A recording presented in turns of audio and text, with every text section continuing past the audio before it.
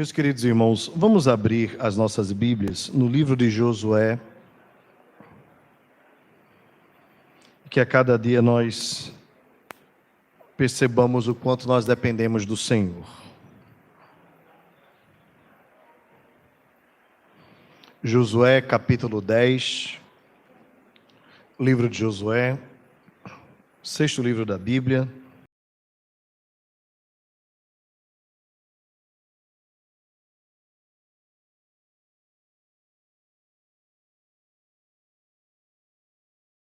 Capítulo 10. Esta mensagem, irmãos, faz parte da nossa série expositiva iniciada em junho deste ano, porque nenhuma de suas promessas falhou.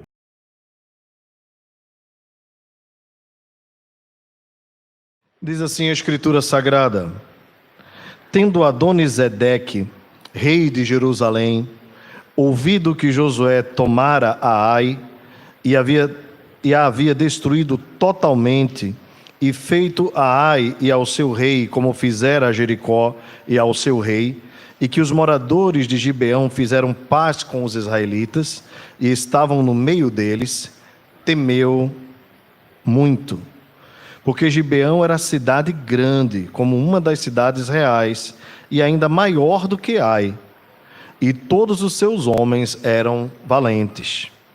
Pelo que Adonisedeque, rei de Jerusalém, enviou mensageiros a Oão, rei de Hebrom,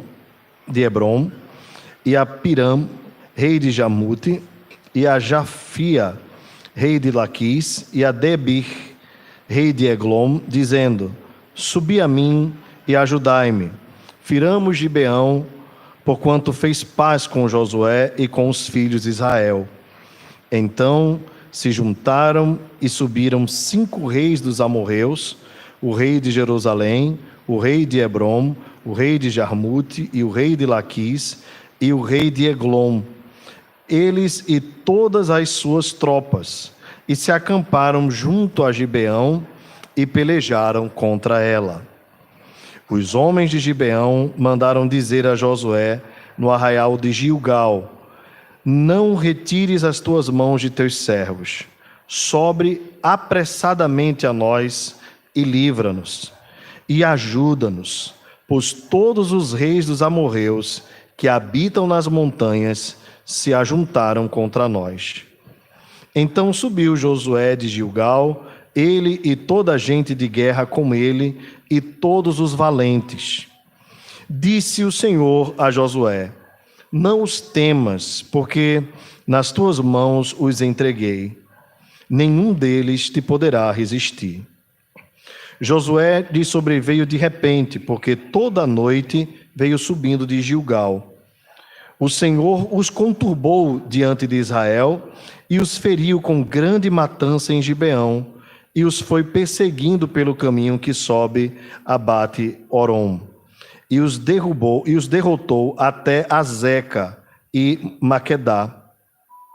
Sucedeu que, fugindo eles de diante de Israel, a descida de Bet-Orom, fez o Senhor cair do céu sobre eles grandes pedras até Azeca, e morreram.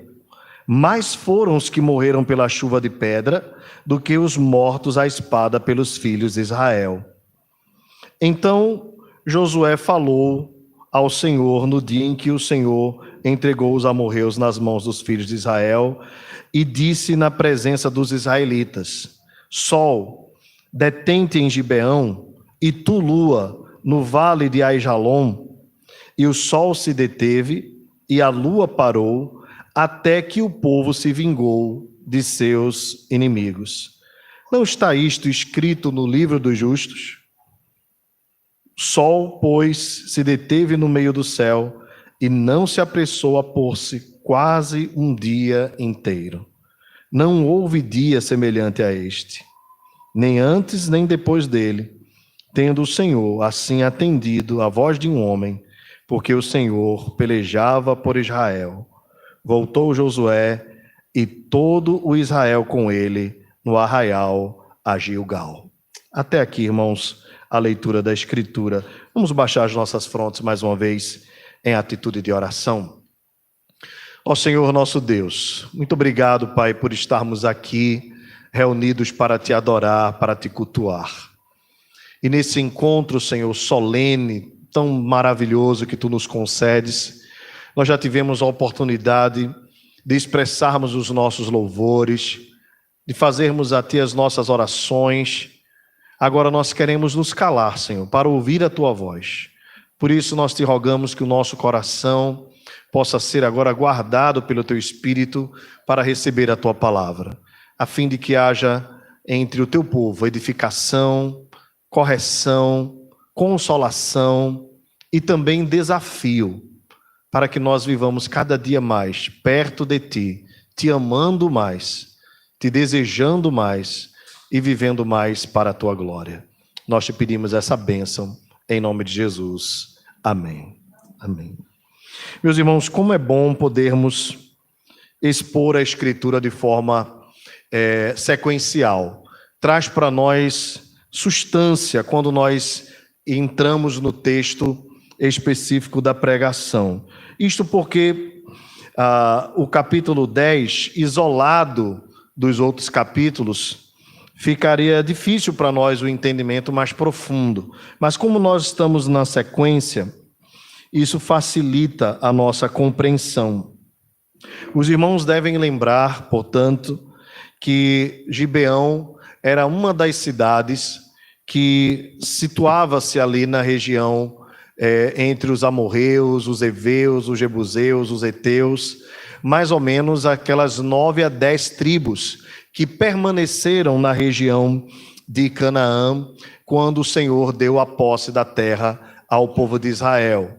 E no capítulo anterior, nós vimos que os gibeonitas, assustados com a crescente dos israelitas, visto que eles já haviam destruído Jericó, e embora derrotados contra Ai, haviam lutado mais uma vez e venceram, os gibeonitas então armaram uma estratégia. Ao invés de confrontar o povo de Israel, o povo de Deus, os corações dos gibeonitas desmaiados, pela fama do Senhor que já havia se espalhado, as suas vitórias concedidas ao povo de Israel, decidiu então usar de uma estratégia. Eles então pegaram roupas velhas, odres velhos e vinho já fermentado, pão bolorento, e se apresentaram como quem vinha de um lugar muito distante para adorar ao Senhor. Mas, na verdade, eles estavam a cerca de 3 dias apenas da região. O que eles queriam, então, era firmar uma aliança para não serem derrotados. E assim, pelo fato do povo de Deus ter olhado com o olho apressado para os despojos que eles traziam, e também por não terem consultado ao Senhor, como diz o próprio texto, firmaram uma aliança com um povo que eles não deveriam ter firmado. Depois descobriram, então, que se tratava de um estratagema. Então, eles decidiram pressionar os príncipes de Israel a quebrarem o acordo. Porém, Josué, sabiamente, junto com os príncipes de Israel, decidiram que o juramento feito diante do Senhor deveria ser cumprido e fizeram, então, dos gibeonitas rachadores de lenha e tiradores de água para a casa do Senhor. É interessante, irmãos, porque embora os gibeonitas tenham usado de uma estratégia maligna, Deus foi tão gracioso com eles. Esse é um detalhe que nós não podemos deixar de frisar, porque assim como Raabe também era uma mulher prostituta e de uma nação que era inimiga do Senhor, Deus usou de graça para com a vida de Raabe, e agora Deus também usa de graça e de misericórdia para com a vida dos gibeonitas, permitindo inclusive que eles não apenas tenham suas vidas preservadas, mas observe que o texto diz que eles puderam levar como serviço, ficar levando água para o altar do Senhor. Veja que é interessante, porque isso aproximou os gibeonitas do povo de Deus, e quem sabe entre eles alguém não fosse tocado pela graça. Se os irmãos conhecem ou lembram, de toda a estrutura cerimonial que Deus estabeleceu no tabernáculo, os gentios não podiam se aproximar jamais do altar do Senhor. Mas aos gibeonitas, pela aliança que foi feita, mesmo com um erro inicial, Deus transformou a desgraça, o opróbrio deles, em misericórdia e em graça. Eles puderam então se aproximar do altar do Senhor. Isso significa, irmãos, que não que nós devamos apostar de forma nenhuma, mas que Deus é poderoso para transformar situações de erro nosso em graça e em misericórdia. Deus pode transformar uma situação que aparentemente seria levada para o mal até o final. Deus pode reverter em graça e em misericórdia. Isso não nos deve, mais uma vez, servir de parâmetro para nós assumirmos alianças equivocadas, ok? Israel foi equivocado em ter assumido um compromisso com os gibeonitas. Eles não consultaram ao Senhor, mas Deus transformou aquela situação de desgraça numa situação de graça e de misericórdia.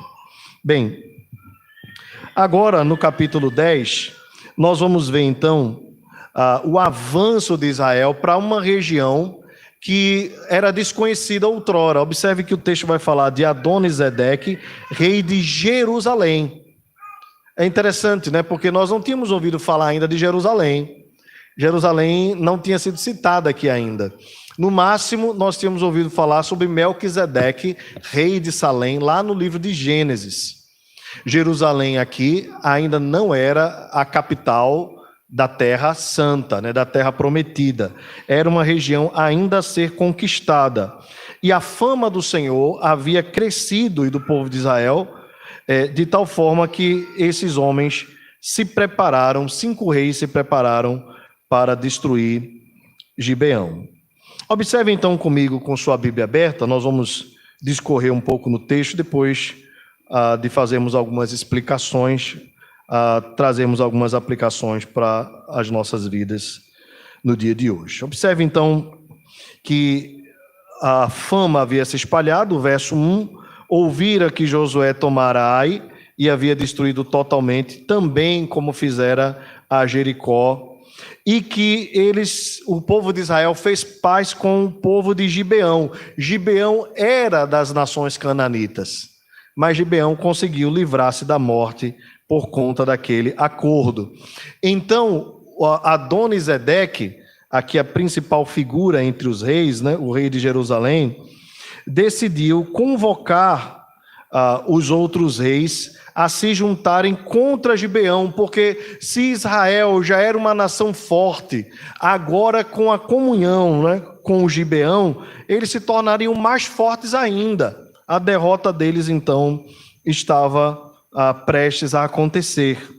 O texto diz, então, no verso 2, que Adoni-Zedeque temeu muito. Gibeão era uma das grandes cidades, maior do que Ai, e os seus homens eram valentes. Aqui, irmãos, um detalhe interessante, né? Observe esse relato do próprio autor do texto, Josué. Ele parece contradizer aquilo que aconteceu com os gibeonitas no capítulo 9, porque o texto diz que os gibeonitas eram muito valentes, mas quando foi para guerrear contra Israel, eles decidiram largar a valentia e usar de um estratagema para firmar a aliança. E aqui, meus irmãos, a explicação para isso tudo é que eles reconheceram que o povo de Israel era um povo extraordinário, era um povo diferente. E sempre que se atribuía o poder a um povo, se atribuía esse poder principalmente ao Deus desse povo. Em outras palavras, quando eles pensavam em Israel ser um reino poderoso, na verdade eles estavam dizendo, o Deus deles é poderoso, então nós não vamos guerrear contra eles. Mesmo sendo eles valentes, mesmo sendo eles homens guerreiros, eles preferiram não enfrentar o Senhor de Israel. O que é que isso traz para nós, irmãos, como uma lição rápida, né, para nós já iniciarmos esta mensagem com um coração alegre? É que não há ninguém maior que o nosso Deus. Ninguém é mais poderoso que o nosso Deus. ninguém pode resistir ao nosso Deus. Os mais valentes dos guerreiros são como covardes diante da sua presença. Ele é rei soberano. Ele é maior que tudo e do que todos. É por isso que nós não devemos temer o inimigo. É por isso que nós não devemos temer a ninguém, na verdade. Nós temos que reconhecer que temos um Deus que é mais poderoso do que os exércitos dos homens. E ainda que os homens se acampem contra nós, ainda que fomentem uma guerra contra nós, ainda que a terra, no seu bramido, na sua fúria, queira atentar contra nós, os exércitos se levantem contra nós, o Senhor dos exércitos está conosco, e o Deus de Jacó é o nosso refúgio. Os valentes deste mundo, diante do Senhor, desmaiam sua alma, seu coração se derrete, porque o nosso Deus é poderoso nas batalhas. Ele é o Senhor dos exércitos, como ele mesmo se autoproclama no Salmo de número 46. E o Senhor dos exércitos está conosco. O Deus de Jacó é o nosso refúgio. Irmãos, nós, como igreja do Senhor, precisamos sempre fazer essa comparação, né? Israel era o povo de Deus da antiga aliança, a igreja é o povo de Deus da nova aliança. Nós não devemos temer reis que se levantem, homens que se levantem. Nós, historicamente, somos o povo da resistência. E nós aqui no Brasil temos pouco tempo, né, de evangelho, mas nós temos irmãos nossos que estão resistindo às perseguições dos exércitos que se levantam contra eles há milênios. Eu me refiro aqui à Igreja do Senhor, que se encontra no Iraque, na região do Irã, igrejas que existem há milênios e que estão ali perseverando, e que ainda que as perseguições se acumulem, historicamente não afrouxem contra eles, mas esses irmãos permanecem firmes. Às vezes nós pensamos que os confins da terra são eles lá, né? Na verdade, os confins da terra somos nós, porque o evangelho começou naquela região e até hoje irmãos daquela região resistem contra todas as perseguições. E quem é que tem sustentado esse povo durante toda a história? É o Senhor dos exércitos. É o Deus que é poderoso na batalha. É o Deus que não deixa de olhar pelo seu povo. A Confissão Belga, né, uma das mais belas declarações, ela diz que a Igreja do Senhor pode ser pressionada por conta das perseguições e por conta dos levantes contra ela, ela pode se tornar até pequena, mas ela jamais deixará de existir, porque Jesus Cristo é um Rei eterno e é um Rei que nunca pode deixar de ter súditos, nunca pode deixar de ser adorado. Meus irmãos, ainda que pelejem contra nós, a igreja do Senhor, nós prevaleceremos, porque é uma promessa de Jesus. As portas do inferno não prevalecerão contra a igreja do Senhor. O inimigo vai se esforçar para atacar, com todas as suas armas, com todas as suas facetas. Vai querer levantar governantes, governos, quebrar princípios, destruir valores. Cabe a nós termos a convicção de que com Deus, com o Senhor, o remanescente fiel, esse é importante nós entendermos, né? Como igreja do Senhor, o nosso cuidado é em sermos fiéis. O Senhor jamais nos abandonará e a vitória nos é garantida em nome de Jesus. O texto continua, observe no verso 3, ele então envia mensageiros para fazer uma turba, né, de povos, de reis, dizendo assim: subi a mim, verso 4, e ajudai-me, firamos Gibeão, porquanto fez paz com Josué e com os filhos de Israel. Aqui um outro detalhe importante do texto também, para nós pensarmos um pouco. Observe, irmãos, que os inimigos, eles não se alegram com aqueles que foram livres da morte. Tem uma questão aqui que nós não podemos deixar de observar. É que o mundo caído, ele não tem prazer no bem daqueles que se declaram do Senhor. Para o mundo, cada ímpio que se converte é uma derrota. Para nós, mesmo da forma equivocada como foi feita, ter os gibeonitas mais perto é um fruto da graça de Deus. Mas para o mundo é derrota. E o que eles querem é a morte. É por isso, irmãos, que nós não podemos cessar de pregar o evangelho da graça de Deus, que é poderoso para transformar o coração do homem, ainda que isso seja derrota para o mundo. O mundo não tem prazer na salvação do homem. Vejam como acontece quando alguém que vive uma vida alheia a Deus, distante de Deus, se converte. Veja como o mundo se levanta com acusações contra essas pessoas. Agora, depois de ter aprontado todas, agora, só porque já está velho, depois de tudo que fez, e as acusações se acumulam, porque o mundo não tem prazer no bem do outro, não tem prazer na salvação do outro. O mundo caído só tem prazer na derrota e na miséria e na desgraça. Mas aqui nós vemos um sinal da graça de Deus. Os gibeonitas foram aceitos, recebidos e agora estão em paz com Israel e se fizeram parte do povo de Deus. Meus irmãos, nós precisamos continuar pregando o evangelho a qualquer coração, não importando o que fez ou o que deixou de fazer, pois é na cruz, exatamente na cruz, onde os fardos são tirados. Lembram da figura lá do peregrino, né? Ele caminha o tempo todo com aquele fardo pesado, lá na história de John Bunyan. E, de fato, quando ele chega na cruz, o fardo se solta dele e cai para um lugar que nunca mais volta. Só a cruz é poderosa para tirar o fardo do coração do homem. Só Jesus é poderoso para dizer: vinde a mim, todos vós que estáis cansados e sobrecarregados, e eu vos aliviarei. Tomai sobre vós o meu jugo e aprendei de mim, porque sou manso e humilde de coração, e achareis descanso para as vossas almas, porque o meu jugo é suave e o meu fardo é leve. Só Cristo pode dizer isso. Já o mundo tem prazer em ver o homem andando prostrado no fardo, na miséria, na desgraça do pecado.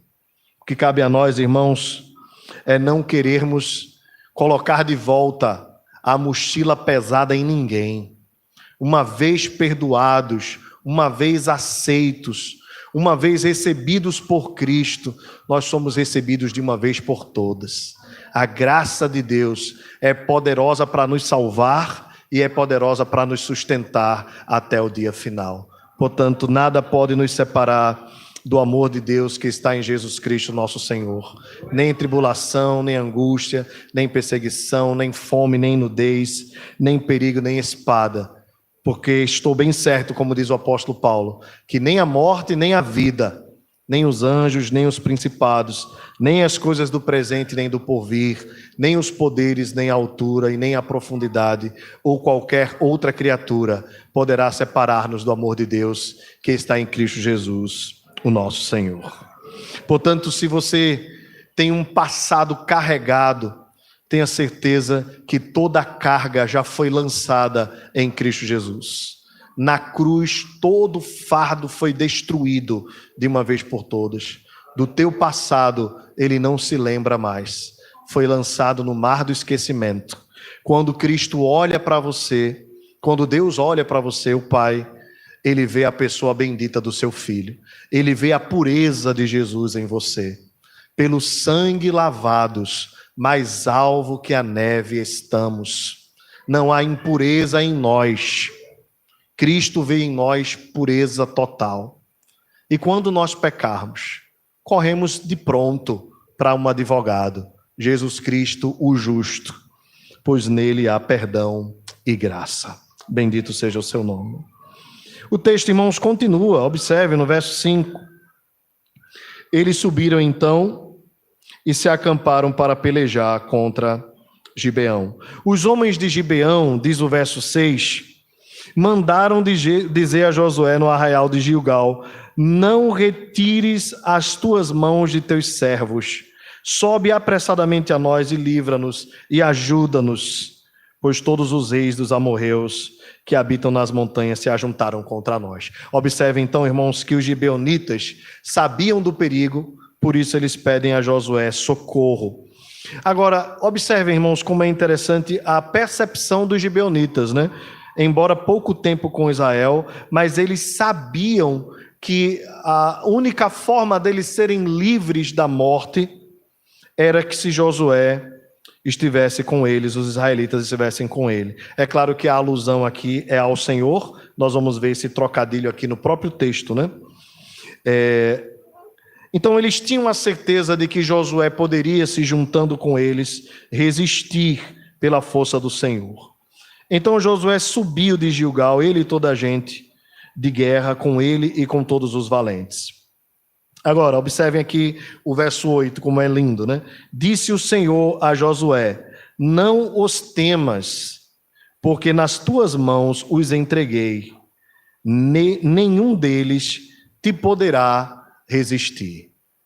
Veja que é interessante, né? Porque aqui na narrativa, o Senhor se confunde com o seu povo.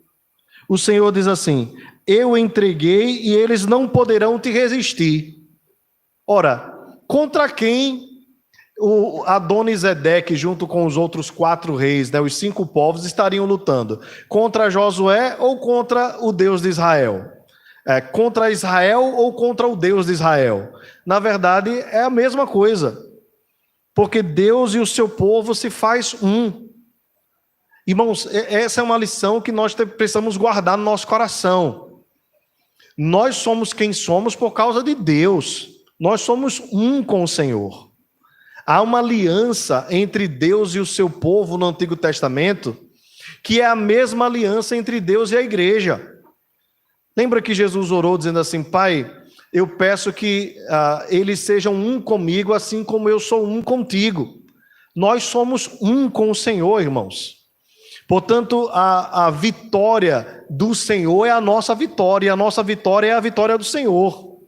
Nós estamos ligados por uma aliança eterna, infinita, inquebrável, uma aliança que não pode ser destruída.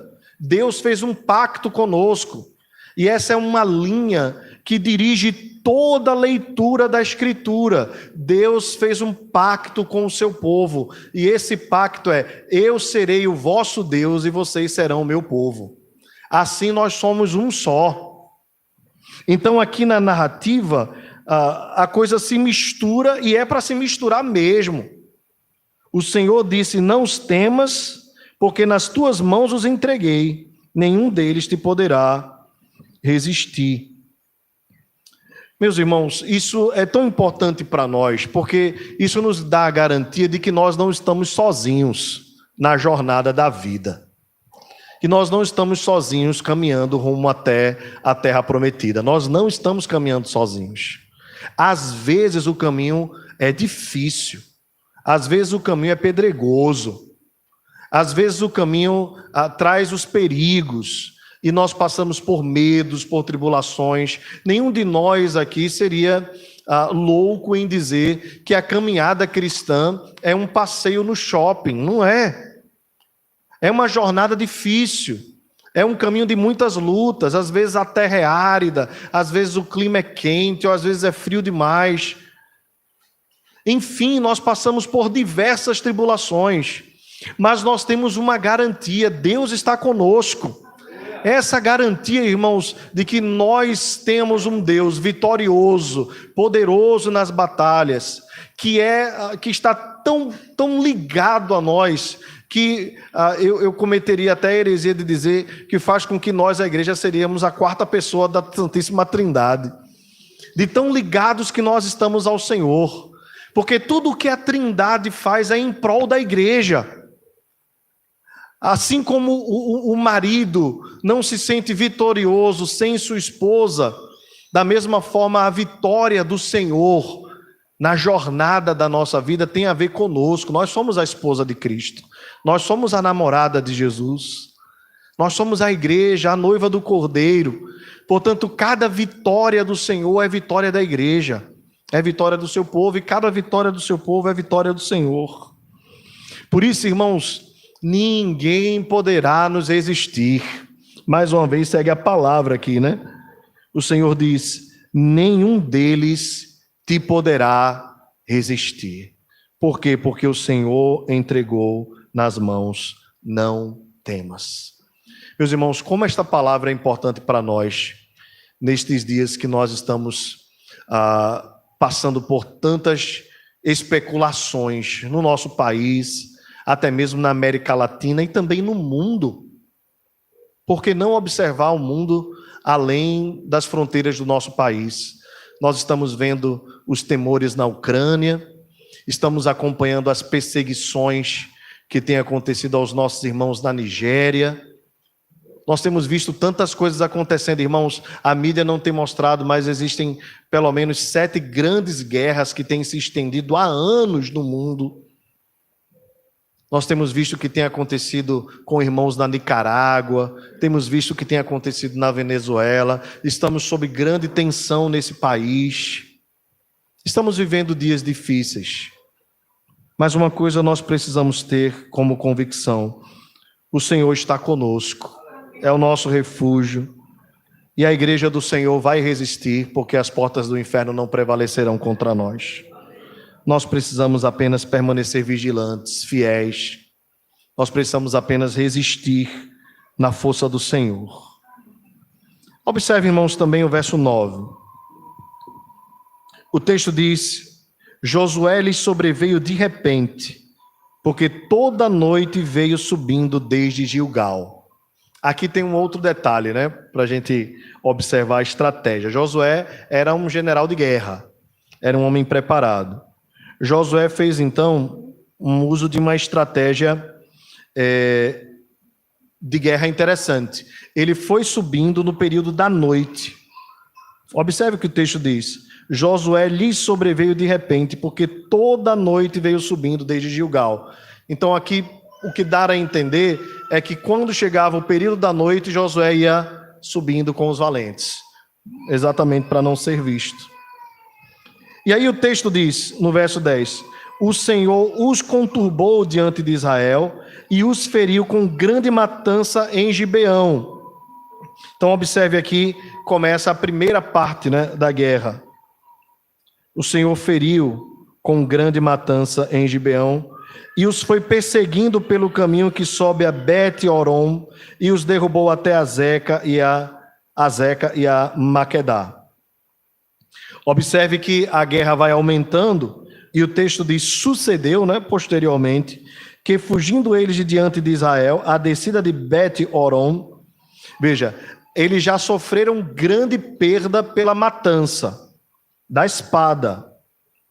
Agora vem na força do Senhor uma chuva de pedras.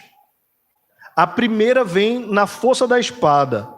E depois o texto diz: fez o Senhor, no verso 11, cair do céu sobre eles grandes pedras até a Zeca, e morreram.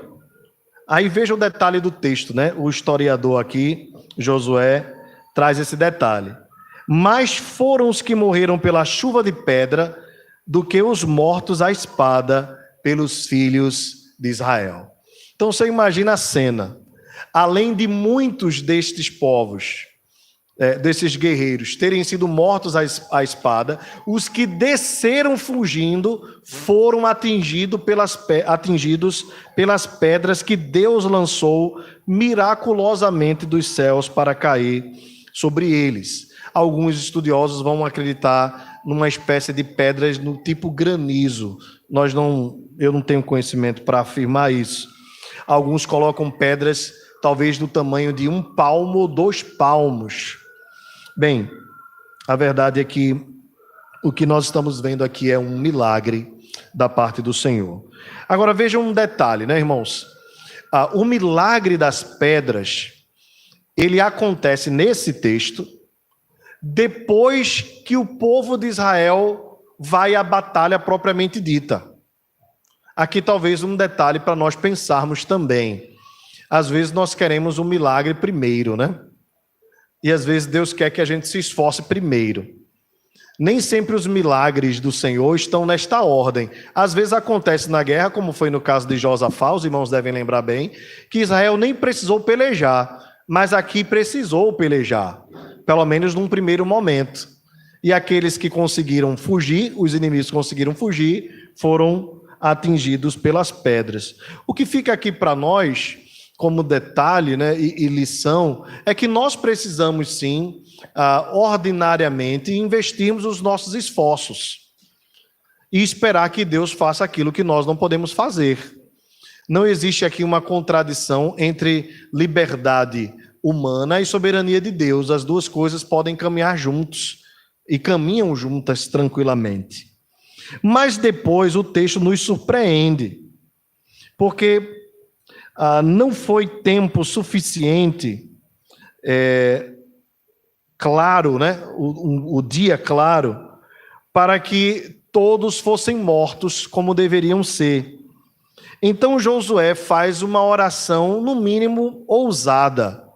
O texto diz: Josué falou ao Senhor no dia em que o Senhor entregou os amorreus nas mãos dos filhos de Israel, e disse na presença dos israelitas, aqui é um detalhe também, né? Na presença dos israelitas, para que fosse constatado aqui e registrado por testemunhas que o milagre aconteceu pela soberania de Deus, mas também como fruto da intercessão de Josué. Josué orou e o sol parou, né, como diz a canção. A oração de Josué: sol, detente em Gibeão, e tu, lua, no vale de Aijalon. E o sol se deteve e a lua parou, até que o povo se vingou de seus inimigos. E ainda diz assim: não está isto escrito no livro dos justos? O sol, pois, se deteve no meio do céu e não se apressou a pôr-se, quase um dia inteiro. Você imagina então, o que Josué está pedindo aqui é: Senhor, dá-me mais tempo para que eu possa resolver de uma vez por todas esta guerra. E para que eu possa resolver, no escuro não dá. Então eu estou pedindo ao Senhor que faça com que o dia se prolongue mais um pouco. Irmãos, esse texto aqui já foi alvo da alta crítica, né? Logicamente, por trazer para nós uma perspectiva diferente daquilo que a ciência moderna traz. Nós sabemos muito bem que não é o sol, né, que parou. Nós sabemos bem que é a terra que parou. Estaria o texto da Escritura equivocado? Não. Primeiro porque a Bíblia não é um livro de ciências, ok? E um outro detalhe também é que a Bíblia fala na perspectiva do observador, não é verdade? Por exemplo, quando você acorda de manhã, você diz o quê? O sol nasceu, não é? Ele nasceu? Não. E quando o sol desaparece, você diz o quê? O sol se pôs, né? Mas o sol se pôs mesmo? Não. Nós sabemos que é a rotação da Terra que faz com que a nossa observação chegue desta forma. Então o texto aqui está simplesmente na perspectiva do observador. Você não vai imaginar o Senhor aqui na revelação querendo explicar cada detalhe da Terra, né? Translação, né? Como é aquela história mesmo? É ponto referencial, olha que coisa, né? Essa matéria eu passei assim, meio rápido, né? Para nós, irmãos, o importante do texto é entender que Deus operou um milagre que fez a terra parar, ou o sol parar, né, na nossa perspectiva, para que a guerra pudesse continuar e assim Deus pusesse fim aos seus inimigos. O que é que, irmãos, isso traz para nós como lição? Claro, o poder de Deus. Como Deus é poderoso para mover toda a sua criação e como tudo o que existe lhe pertence, como diz o Salmo 24, né? Ao Senhor pertence a terra e tudo que nela contém. Tudo pertence a Deus, irmãos. O sol, a lua, a terra. Ele faz do jeito que Ele quer, Ele muda as estações, os tempos. Ele faz chover, ele faz ficar seco, ele faz o sol levantar, faz o sol deitar. Ele faz como ele quer, porque toda a criação lhe pertence. Ele é o dono de todas as coisas. E ele move e remove do jeito que lhe apraz. E em favor do seu povo, ele é capaz de fazer maravilhas que os nossos olhos não têm costume de ver. É claro que Deus não fica operando esse milagre o tempo todo, né? Eu sei talvez que alguns irmãos, pensando assim nas batalhas da vida, podiam dizer assim: Senhor, será que não dá para prolongar mais um pouquinho esse dia para eu terminar o meu TCC, não é? Ser doido para terminar o trabalho, aí o professor diz assim: olha, tem que mandar um e-mail até as 22 horas. Aí você vai lá e diz assim: Senhor, assim como tu fizeste a Josué, olha para esta minha batalha e faz com que o tempo pare. Bem, Deus não vai ficar fazendo isso o tempo todo, mas isso aqui é uma amostra do poder de Deus em favor do seu povo, batalhando as guerras que ele quer batalhar. Meus irmãos, quando nós olhamos para um texto como esse, mais uma vez nós descansamos o nosso coração no Senhor, porque não há nada impossível a ele, absolutamente nada. Tudo que ele quiser fazer em favor do seu povo, ele fará, para que a vitória nos seja garantida.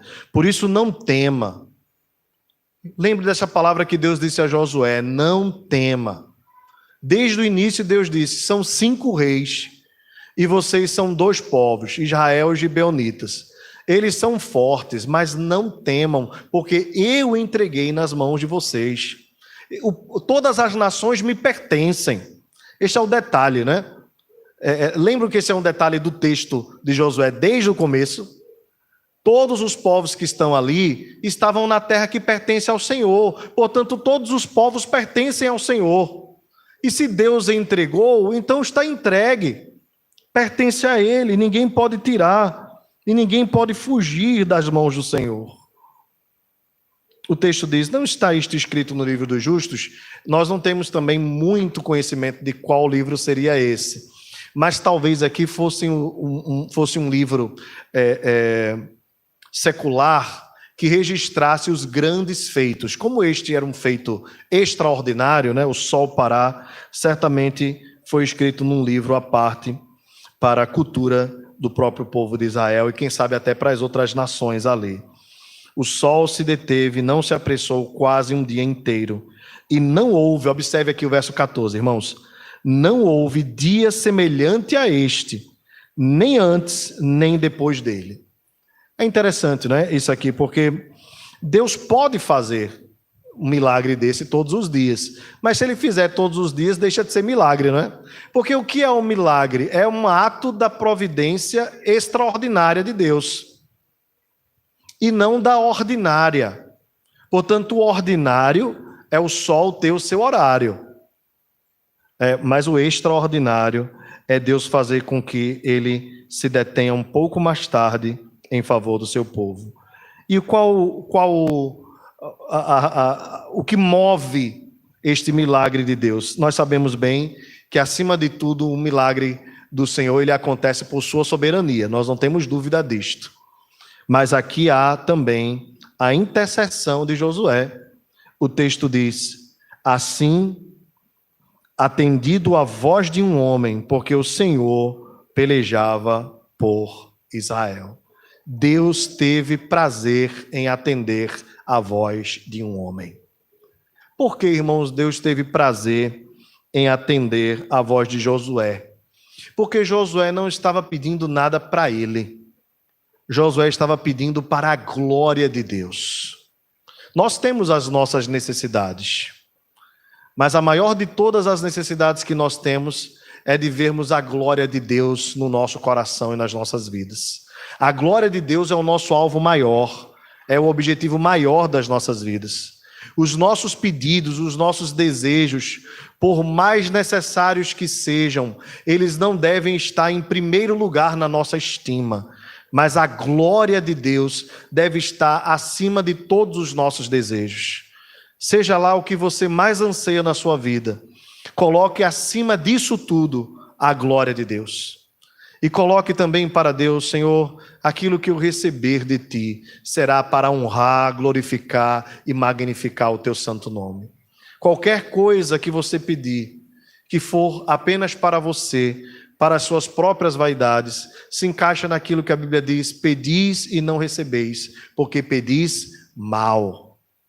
Mas o nosso desejo maior deve ser sempre a glória de Deus. Observe como Deus é exaltado aqui no final do verso 14. Porque o Senhor pelejava por Israel. O sol se deteve, Deus atendeu, eles derrotaram os inimigos, nós vamos ver mais na frente, não hoje. Derrotaram os inimigos porque o Senhor pelejava com Israel, por Israel. A glória estava sendo dada toda a Deus. Voltou Josué e todo Israel com ele ao arraial, a Gilgal. Meus irmãos, são muitas lições, eu não vou repeti-las, mas eu queria que você guardasse no coração algumas coisas. A primeira delas é que, ainda que se levantem contra nós, ainda que intentem contra nós a guerra, nós temos um Deus que permanece fiel à aliança que fez conosco. Não esqueça desta palavra. Deus tem uma aliança com você e é uma aliança vitoriosa. Uma aliança vitoriosa. Uma aliança que não tem fim, uma aliança que não se quebra. Deus tem um pacto de fazer com que a sua glória se manifeste na sua vida e na minha vida. E nenhuma das promessas do Senhor falhou, nem falhará. As palavras de Deus não caducam, elas permanecem para sempre. Deus é poderoso para conceder vitórias ao seu povo. Deus é poderoso para transformar desgraça em graça. E Deus é poderoso para sustentar o seu povo, inclusive com milagres, para que a glória seja dada sempre ao seu nome.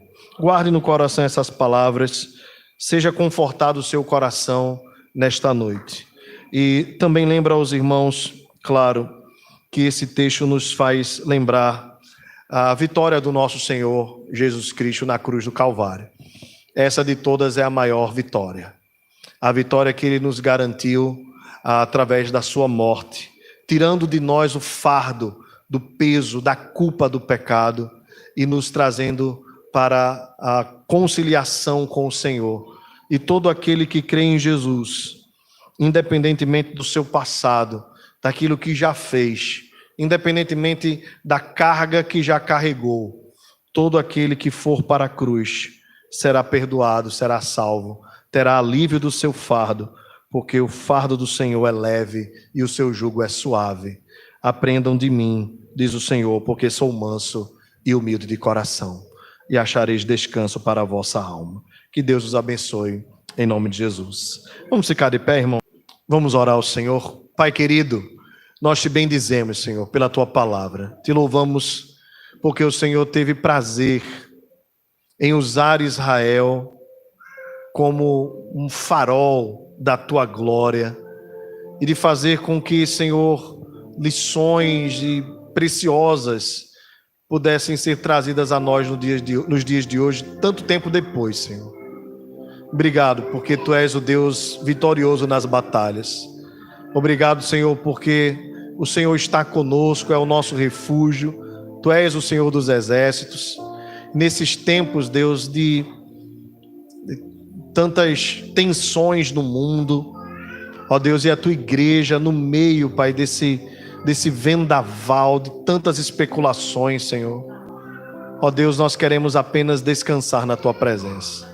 Que as nossas batalhas, Senhor, sejam travadas pelo Senhor. Que o Senhor vá adiante de nós, endireitando os caminhos tortos, quebrando as cadeias, os grilhões. Ó Senhor, a ti pertence a vitória. Peleja por nós, Senhor, e nós não temeremos. Se o Senhor estiver conosco, o que nos há de fazer o homem? O que nos poderá fazer o homem? Bramam nações, reinos se abalam, o Senhor dos exércitos está conosco. O Deus de Jacó é o nosso refúgio. Aquietai-vos e sabei que eu sou Deus, exaltado entre as nações, exaltado na terra. Deus, tu és o nosso refúgio e fortaleza, socorro bem presente na angústia. Obrigado, Senhor, por estares conosco. Sustenta a nossa mão, sustenta a tua igreja e fortalece-nos na caminhada. É o que nós te pedimos em nome de Jesus. Receber a bênção, irmãos.